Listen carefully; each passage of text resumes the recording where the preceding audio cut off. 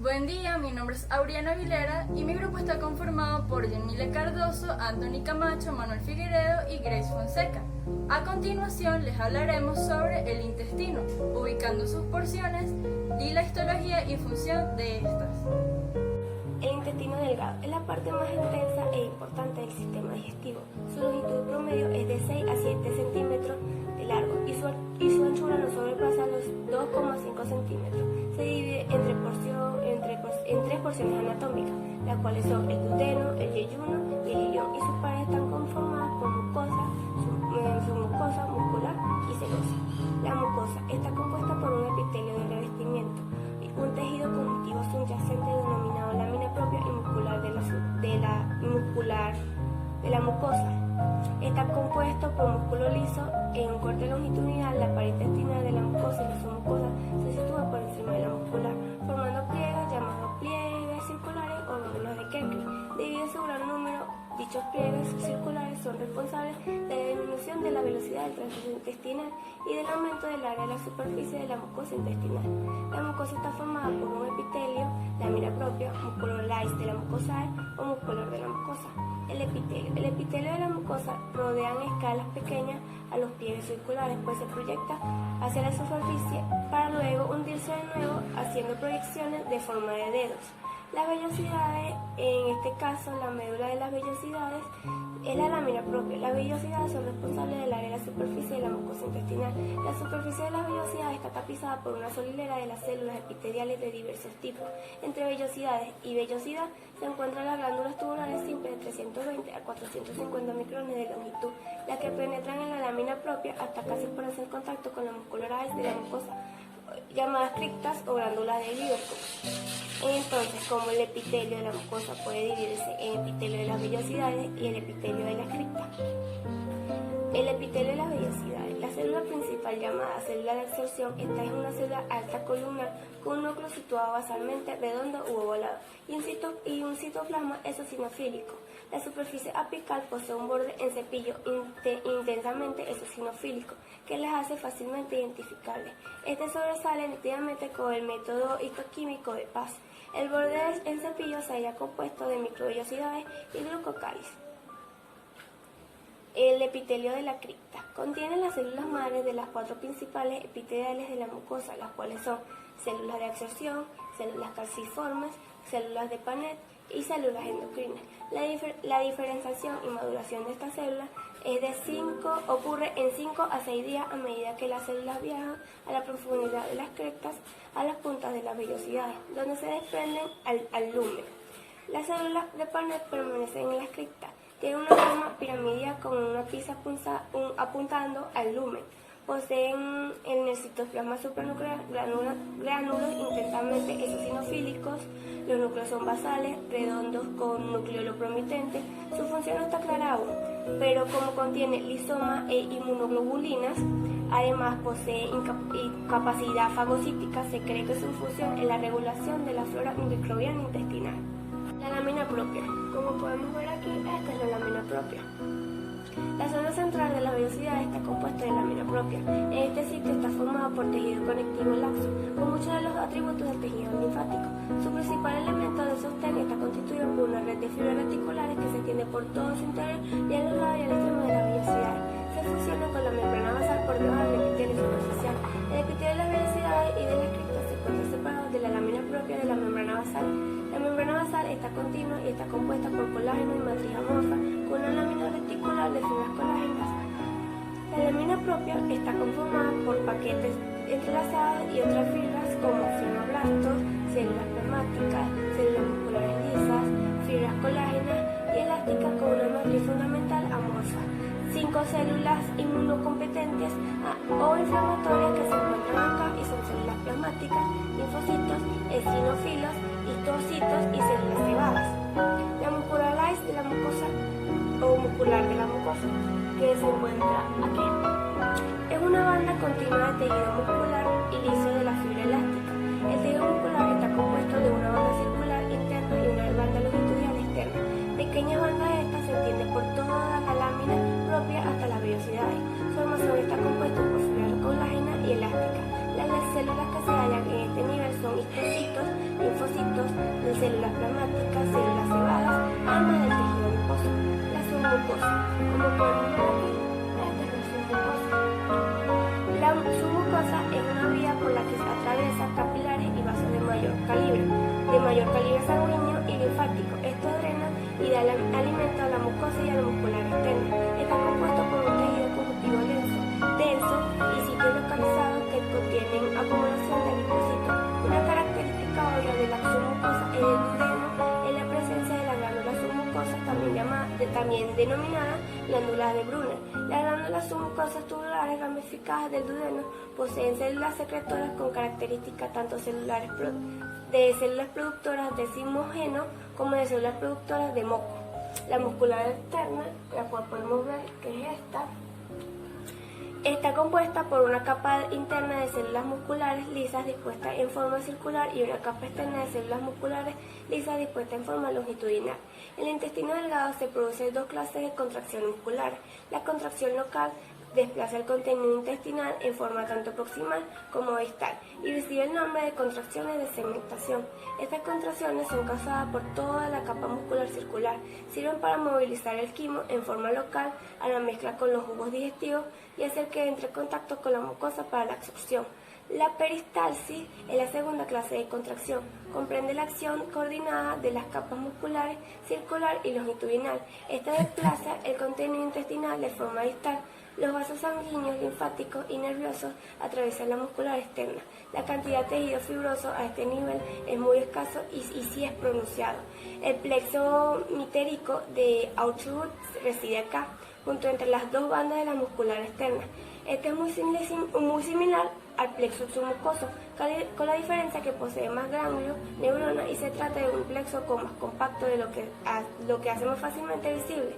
Por lo tanto, más evaluable que el plexo submucoso. Para detectar las enfermedades, aunque de menor importancia, existen plexos musculares profundos, mucosos y subserosos. La capa serosa, la cual es esta, que es la más delgada, se trata de un mesotelio, epitelio plano simple. Una pequeña cantidad de tejido conjuntivo subyacente cubre una banda de tejido conectivo suelto. Contiene vasos sanguíneos y nervios y está cubierto por un peritoneo. Función del intestino delgado. El intestino delgado es el principal sitio para la degradación de alimentos y la absorción de sus productos. Se lleva a cabo por el quimo procedente del estómago, el cual pasa por el píloro y entra a la primera porción del intestino delgado, la cual es el duodeno. Para que sus funciones de degradación y absorción se lleven a cabo con eficacia, se necesita que este quimo, el cual viene ácido del estómago, sea alcalinizado y solubilizado. Esto se hace gracias a las enzimas pancreáticas y la secreción biliar hepática o bilis procedentes del páncreas y el hígado respectivamente. Estos órganos tienen conductos que desembocan en la primera porción del intestino, la cual es el duodeno.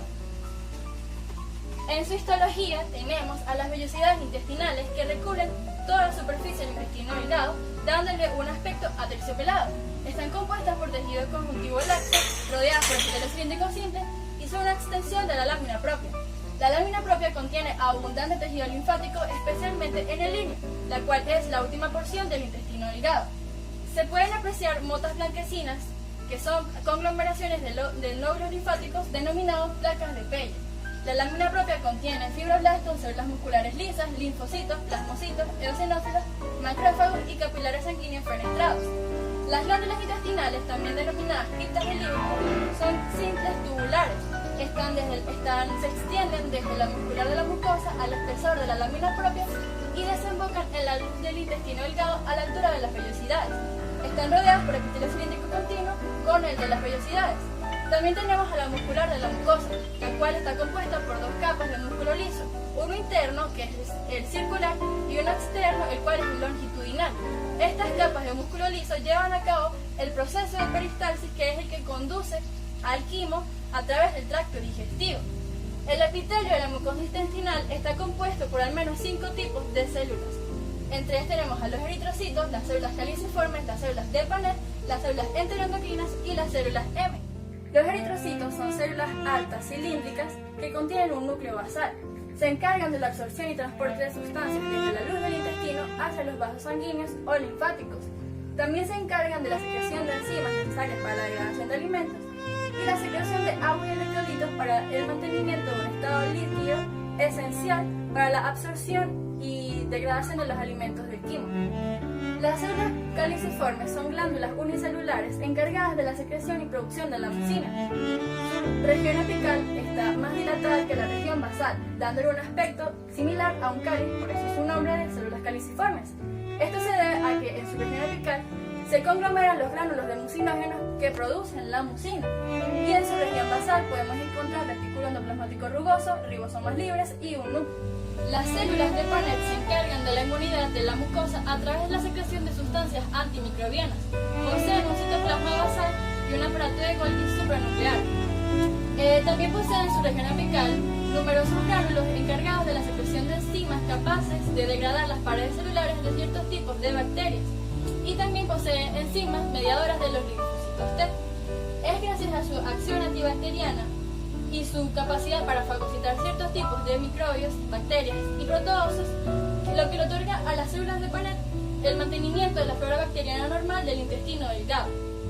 Las células M o con micropliegues poseen en su región apical micropliegues en vez de vellosidades.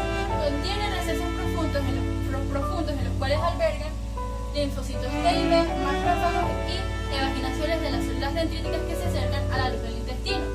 En su región apical además poseen receptores de glucoproteínas que le permiten transportar macromoléculas y algunas bacterias desde la luz hacia las placas de Peyer. Una vez dentro del receso, estas sustancias transferidas son inmediatamente transportadas hacia las células inmunitarias para su degradación. El duodeno. Como podemos observar aquí, es este. La ubicación del duodeno. En el sistema digestivo, el duodeno es la parte del intestino delgado que se conecta en el estómago con el yeyuno.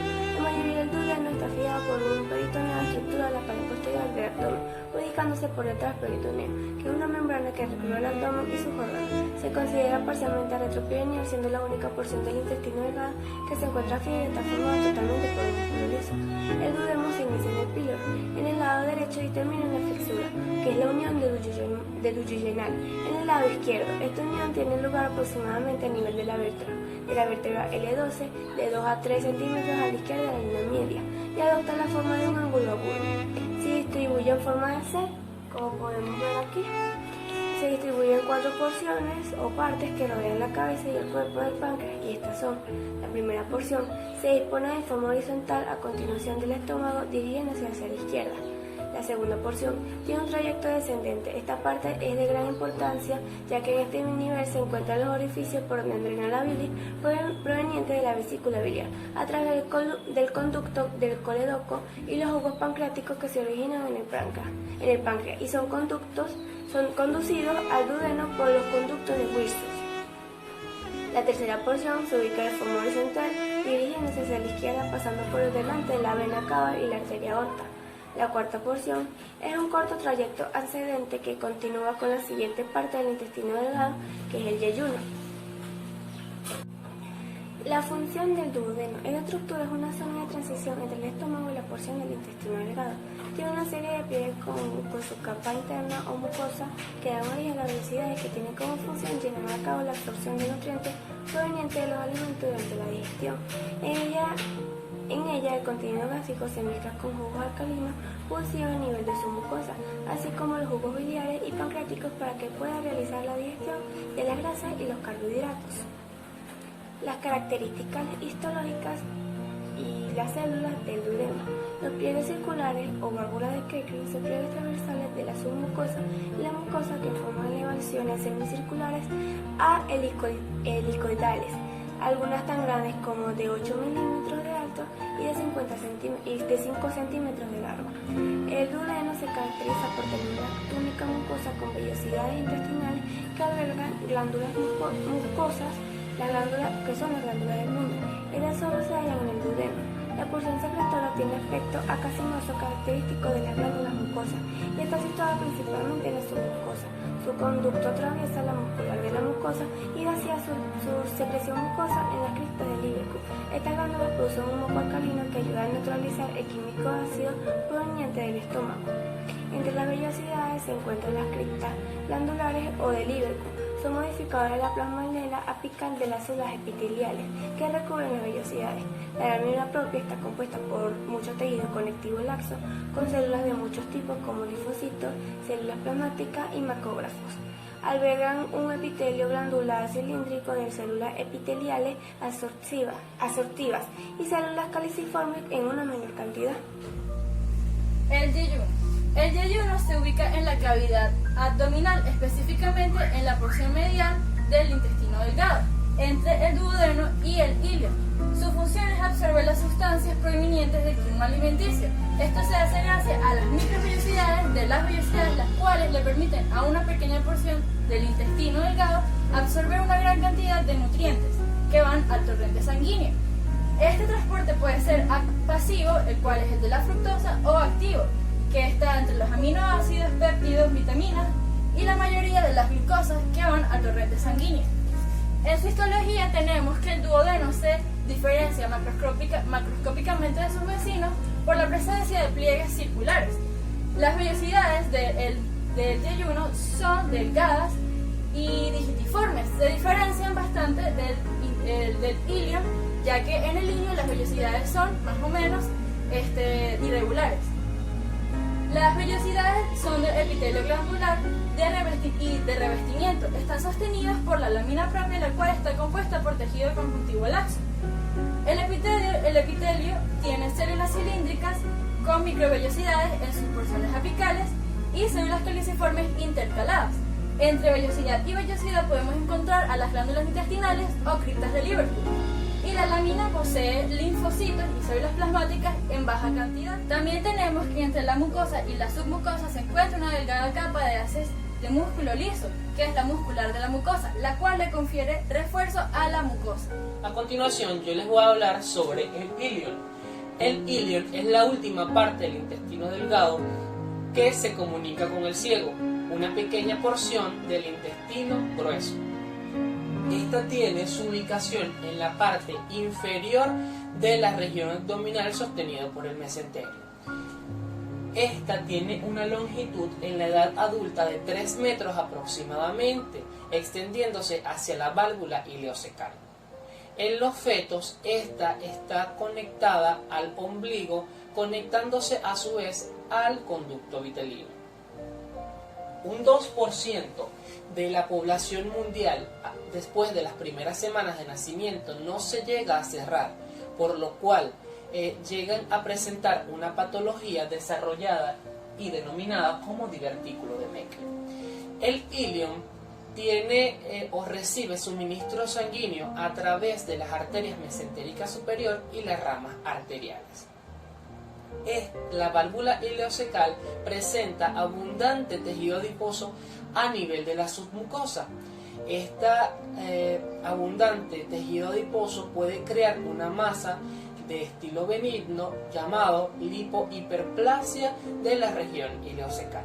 Pasamos ahora a las características histológicas, que podemos decir que sus paredes son finas y posee pocos pliegues. Presenta una porción terminal y cercana a la válvula ileocecal.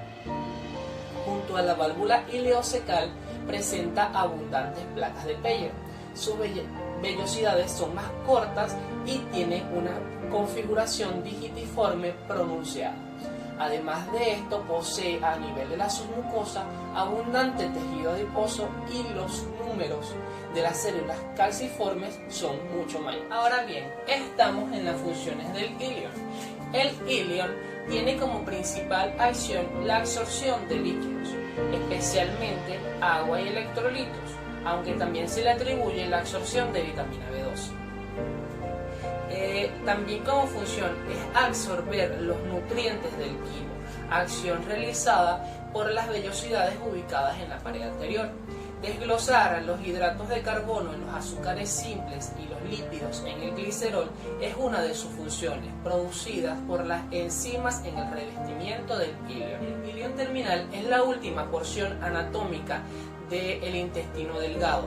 Es por esto que se encarga esta parte de absorber las sales biliares producidas por el hígado. Muy bien. Van a hablar un poco sobre el intestino grueso. El intestino grueso está comprendido por el ciego, con su apéndice uniforme, el colon, el recto y el conducto anal. El colon a su vez se subdivide según su ubicación anatómica, en colon ascendente, colon transverso, colon descendente y colon sigmoide. Las capas características del tubo digestivo, los cuales podrían ser la mucosa, la lámina propia, la muscular externa, la submucosa y la serosa, también se aparecen en todo el intestino grueso. Sin embargo, en el nivel macroscópico se comprueban varios rasgos distintivos, los cuales podrían ser tres. La primera serían las tenias del colon, las cuales representan tres mangas equidistantes estrechas y que son gruesas, formadas por la capa longitudinal externa de la mucosa externa. Estas también se ven en el ciego y en el colon, y están ausentes en el recto, el conducto anal y el apéndice vermiforme. La segunda serían las austrias colónicas. Estas son circulaciones visibles entre las tenias del colon en la superficie externa del ciego y el colon. La tercera sería el apéndice omental. Estas son pequeñas proyecciones adiposas lacerosas, las cuales se observan en la capa externa del colon. Ahora voy a hablar un poco sobre las funciones del intestino grueso. La función principal del intestino grueso es la reabsorción de agua y electrolitos y la eliminación de los alimentos no digeridos y desechos. Estas funciones son llevadas a cabo gracias a las células presentes en este, y las capas que se encuentran en este proceso serán explicadas detalladamente a continuación. Histología del intestino grueso. Su mucosa. El epitelio mucoso es similar al delgado. Contiene superficie lisa sin vellosidades y abundantes glándulas intestinales o criptas del Líberco, que son tubulares, rectas y se entienden en todo su espesor. Tiene función de reabsorción de agua y de electrolitos y su morfología es idéntica a los enterocitos del intestino delgado. La gran cantidad de moco secretado por las células caliciformes de las glándulas intestinales facilita la eliminación de los materiales de desecho. Estas células caliciformes son abundantes en el intestino y producen mucina de forma continua, la cual es secretada para lubricar el intestino. Su lámina propia. La lámina propia contiene los mismos componentes básicos del resto del tubo digestivo, con diferencia de que tiene estructuras más desarrolladas o algunas adicionales, como lo son la meseta colágena, que es una capa de proteoglucanos y colágeno ubicada entre la lámina basal del epitelio y los capilares venosos absortivos fenestrados. Esta tiene la función de regular el transporte de agua desde los compartimientos intracelular al vascular. La vaina fibroblástica pericríptica constituye una población de fibroblastos bien desarrollados, la cual sus células se replican con regularidad. Se dividen justo en la base de las glándulas intestinales junto con las células madres del epitelio y pueden diferenciarse y mirar hacia arriba en forma paralela y sincrónica con las células epiteliales. El GALT. El GALT es continuo con el ileón terminal y en el intestino grueso el GALT es más desarrollado. Contiene nódulos linfáticos más grandes que distorsionan el espacio de las glándulas intestinales y estos se extienden hasta la submucosa. Con respecto a los vasos linfáticos del intestino grueso, estos han sido hallados con bajo calibre ocasionales a la altura de la base de las glándulas intestinales y estos se encargan de drenar la red linfática de la musculatura serosa. Ahora pasamos a la musculatura externa. En el ciego y el colon, la capa externa muscular está parcialmente condensada en bandas musculares longitudinales prominentes, denominadas tenias del colon. Entre las bandas de la capa longitudinal se forma una lámina muy delgada y los haces musculares de las tenias penetran la capa muscular interna circular con intervalos regulares en toda la longitud del colon. La muscular externa del intestino grueso produce dos tipos de contracciones muy importantes, las de segmentación y las peristálticas. Las de segmentación son locales y no propulsan el contenido intestinal, en cambio la peristalsis causa el movimiento distal del contenido colónico. La submucosa y la serosa. La submucosa del intestino grueso se corresponde con la descripción general ya brindada anteriormente. En los sitios en el que el intestino grueso está en contacto directo con otras estructuras, su capa externa es una seno molar del colon. El colon es la porción más larga del intestino grueso, que se divide en sigmoide, colon ascendente, colon descendente y colon transverso. Según su ubicación tenemos que el sigmoide, el cual es un tipo de bolsa, es la primera parte del intestino grueso y su conexión con el delgado es intraperitoneal, y en su continuación a colon ascendente pasa a retroperitoneal. El colon ascendente es la continuación del ciego y este es de menor calibre. Se sitúa en vertical en el lado derecho del abdomen y se extiende hacia arriba formando el ángulo hepático, que es el ángulo formado por el colon ascendente y el colon transverso en la superficie inferior del lóbulo del hígado. El colon transverso inicia en el punto en el que el colon gira a la izquierda desde el ángulo hepático y termina en un doblamiento hacia abajo denominado ángulo esplénico. Este se encuentra relacionado con la superficie superexterna del vaso y la superficie anterior del riñón izquierdo. El colon ascendente, por su parte, se ubica en la región abdominal en el nivel del hipocondrio, flanco y la fosa lumbar izquierda, junto al borde lateral del riñón izquierdo. Las funciones del colon tienen algunas en general, pero se pueden dividir en sus partes, como los pueden ser la del ciego. El ciego retrasa el paso del contenido intestinal al intestino grueso y contribuye a la eliminación de ciertas sustancias de difícil absorción por otras estructuras, ya que este tiene bacterias que lo permiten y además también puede absorber electrolitos necesarios. El colon ascendente y descendente cumplen las mismas funciones principales, que es absorber agua y electrolitos como el sodio y el potasio. Pasando al colon descendente, este almacena y compacta las heces resultantes de todo el proceso de extracción de sustancias y nutrientes hasta su expulsión por el ano. Ahora podemos pasar con las características histológicas del colon, mencionándolas de la siguiente manera. El epitelio es simple, cilíndrico y alto. El borde en cepillo de las células absortivas es más bajo y las células caliciformes son más abundantes. Su lámina propia está compuesta de tejido conectivo reticular y se observan folículos linfáticos solitarios extendidos hasta la profundidad de la submucosa. Las glándulas tubulares son más largas y rectas que en el intestino delgado y la superficie luminal de la membrana mucosa es bastante lisa y no contiene vellosidades. La lámina muscular de la mucosa se compone de una capa circular interna y otra longitudinal externa.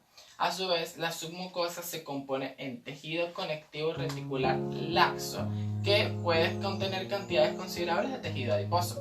Y la motilidad del colon presenta contracciones que mezclan el contenido intestinal y ondas perisálticas que lo desplazan en dirección del ano, y se observa una contracción masiva en la cual el músculo se contrae al mismo tiempo sobre una gran porción continua del colon. Ahora les voy a hablar un poco sobre el recto y el conducto anal. El recto es la porción distal dilatada del tubo digestivo.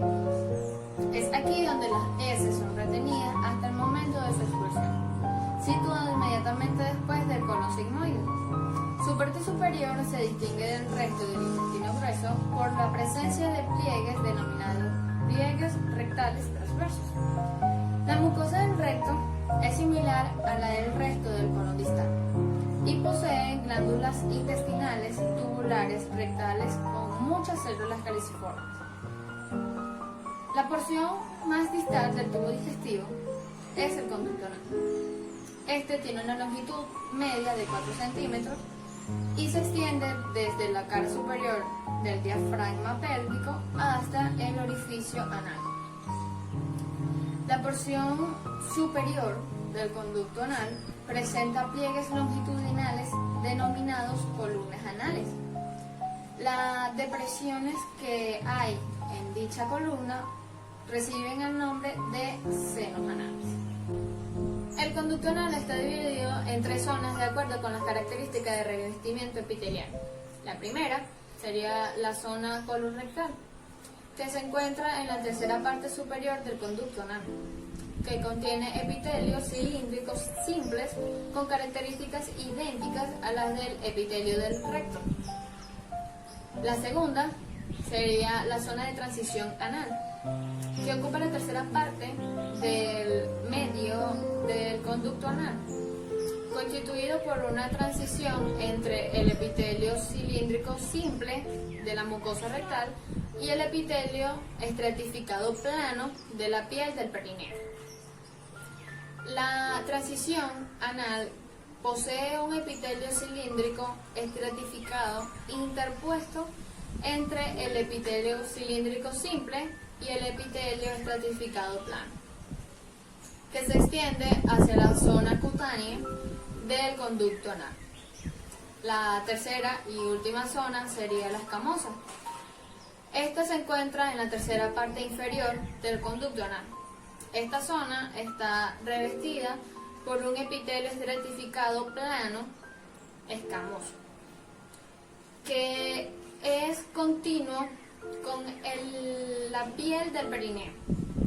En el conducto anal, las células anales se extienden dentro de la submucosa e incluso dentro de la mucosa externa, que estas glándulas tubulares rectales ramificadas secretan moco en la superficie anal a través de conductos de revestimiento por un epitelio cilíndrico estratificado. Muy bien, ahora vamos a hablar sobre la función del ano. La función del ano es controlar la expulsión de las heces gracias al esfínter, que es el músculo que mantiene el ano cerrado.